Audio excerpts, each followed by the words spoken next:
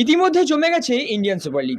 ISL চ্যাম্পিয়নের জন্য জোর লড়াই চলছে 6 থেকে 7টি দলের মধ্যে, এবং সেই 6-7টি দলের মধ্যে রয়েছে ইস্টবেঙ্গল মোহনবাগানও। ইস্টবেঙ্গল মোহনবাগান অর্থাৎ দুই প্রধানের খেলা কেমন লাগছে, কোথায় কোথায় সমস্যা, সেই সমস্ত বিষয় নিয়েই বিস্তারিতভাবে চুলচেরা বিশ্লেষণ করবেন প্রাক্তন ফুটবলার হেমন্ত ডোরা। আসুন শুনে নেব কি বলছেন তিনি। দেখো, মোহনবাগান এই বছরে যে টিম করেছে, ওদের একটাই প্লাস পয়েন্ট হচ্ছে যে ওরা গত 3-4 বছর ধরে একই টিমটাকে ধরে রেখেছে।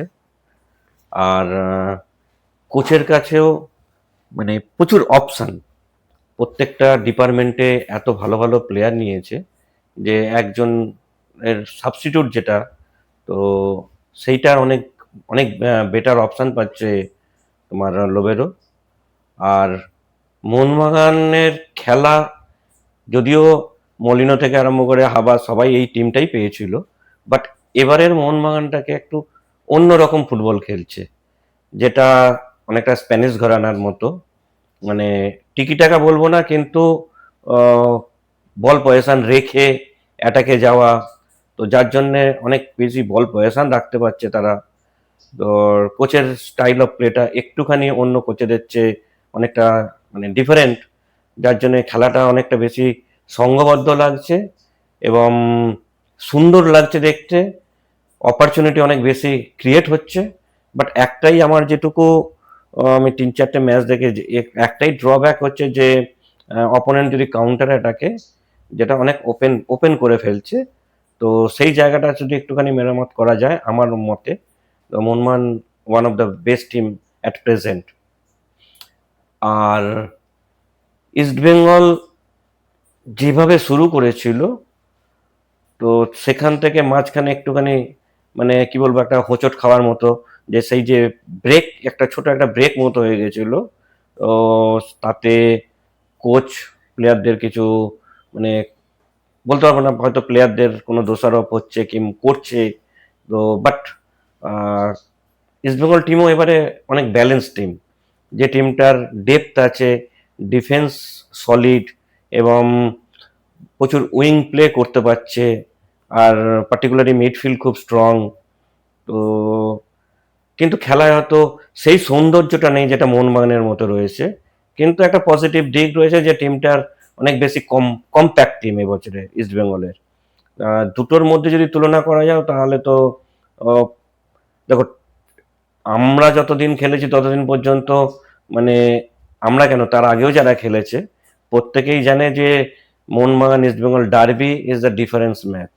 ওই ম্যাচে কোনো টিমের ওয়েট কত বেশি হলো, কোন প্লেয়ার বেটার রয়েছে, কোন টিম কত স্ট্রং, এটা ডাজেন্ট ম্যাটার এখানে। কারণ এই ম্যাচ, এই ডার্বিটা হচ্ছে টোটালি হচ্ছে ওই পার্টিকুলারলি ওই 90 মিনিটসে যে প্লেয়াররা ইনভলভ হয়েছে তারা কতটা এফোর্ট দিচ্ছে, তারাই তাদের আন্তরিকভাবে তারা কতটা ম্যাচটাকে জিততে চায় তার উপরে নির্ভর করে। দেখো, এরা একটুখানি অন্য ধরনের ফুটবল খেলছে তো। আর মাঝ মাঠে এরা 4-2-3-1 খেলছে। তো যেখানে দিমিত্রিকে অনেক বেশি লোড নিচ্ছে। আর দিমিত্রি গত 2 বছর ধরে যে যেরকম মানে যতটা লোড নিত তার চেয়ে অনেক বেশি লোড নিচ্ছে, তার মানে সে অনেক বেশি ফিট। আর দুটো ডিফেন্সিভ মিডফিল্ডার রেখে খেলছে, তো যার জন্যে অ্যাটাকিং ফোর্সটা একটু কম লাগছে। তো সেটা যদি একটা ডিফেন্ডার মিডফিল্ডার মানে একটা সিডিএম নিয়ে যদি দুটো অ্যাটাকিং মিডফিল্ডার নিয়ে খেলতো, তাহলে এই মোহনবাগান টিমকে ধরাছড়ার বাইরে যেত। তাহলে অনেক বেশি আরো অপশন পেত, অনেক বেশি স্কোপ পেত, অ্যাটাকিং ফোর্সে অনেক বেশি পেনিট্রেটিভ করতে পারতো। উম, খালি এই একটা জায়গাতেই মানে আমার এটা আমার অবশ্যই আমার বিচারে, কারণ ও লোবেরো ইজ এ গ্রেট কোচ, ওর সমালোচনা করা কিংবা ওটার আমার পক্ষে, আমাদের মতো কোচদের পক্ষে শোভা পায় না। তবে এটা সম্পূর্ণ আমার বিচারে যেটা মনে হচ্ছে যে আমি যদি এই টিমটাকে পেতাম তাহলে আমি এই এই রকম ভাবে অ্যাটাকিং ফোর্সটাকে বাড়ানোর জন্য একটা সিডিএম নিয়ে খেলতাম। রবসনকে লাস্ট ম্যাচে খুব একটা ভালো লাগেনি, কারণ যদিও হয়তো ইনজুরি থেকে উঠে এসছে সেই জন্যে।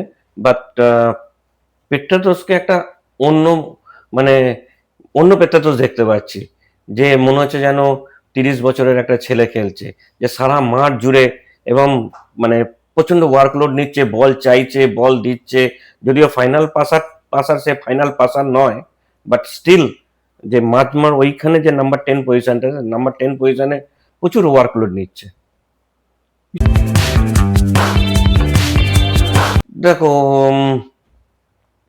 অজুহাত এখানে যে রোজা, এইটা অজুহাত ছিল, বাট কোথাও তো নিশ্চয়ই কোথাও তো মানে কোনো খামতি পাওয়া গেছে ভেতরে, হয়তো মানে টিমটার দুটো ম্যাচ জেতার পরে হয়তো মানে প্লেয়াররা ওভার কনফিডেন্স হয়ে গেছে, এটাও একটা কারণ হতে পারে। হ্যাঁ, তো পার্টিকুলারলি ওই রকম ভাবে বলাটা খুব টাফ, কিন্তু ওই ওই ম্যাচটাতে দেখেছিলাম যে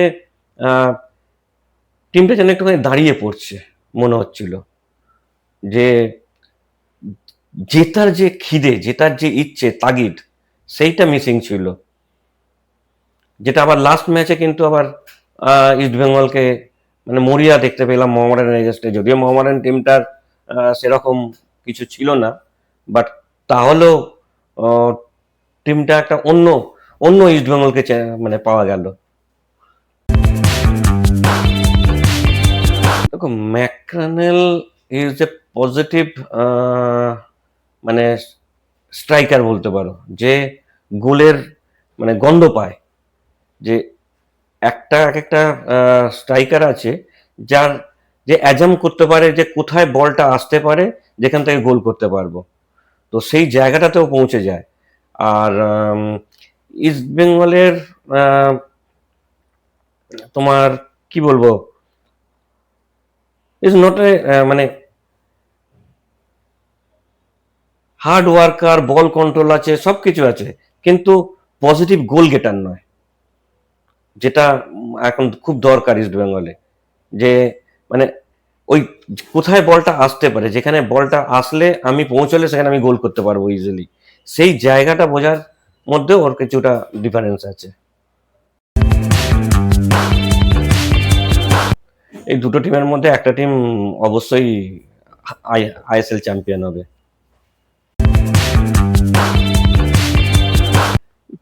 দেখো,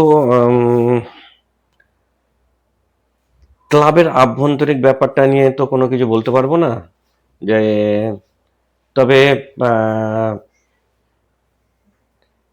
প্লেয়ারদেরকে যে মোটিভেট করা, যে চার্জ, আমার মনে হয় সেইটা বোধহয় একটুখানি মিসিং হচ্ছে।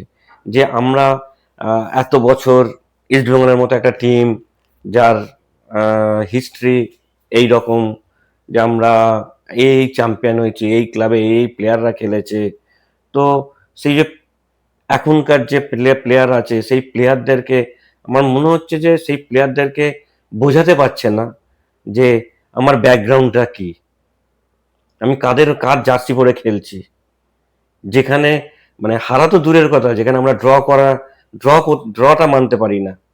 তো এই জায়গাটাতে পার্টিকুলারলি খেলা তো একটা অঙ্গ আছেই, সেখানে ফিটনেস সবকিছু ব্যাপার থাকে, বাট আমি যদি প্লেয়ারদেরকে আগে মোটিভেট করতে পারি যে তুমি কার জার্সি পরে খেলছো, তা সেটা কিন্তু মানে 50% মানে গেমের অ্যাডভান্টেজ থাকে ওখানে। আপনারা শুনে নিলেন হেমন্ত ডোরার বিস্তারিত বিশ্লেষণ কলকাতার দুই প্রধান অর্থাৎ ইস্টবেঙ্গল মোহনবাগানকে নিয়ে। এরকমই আকর্ষণীয় ভিডিও আপনারা দেখতে থাকুন, আপনাদের সঙ্গে বারংবার এরকমই ভিডিও নিয়ে হাজির হব আমরা।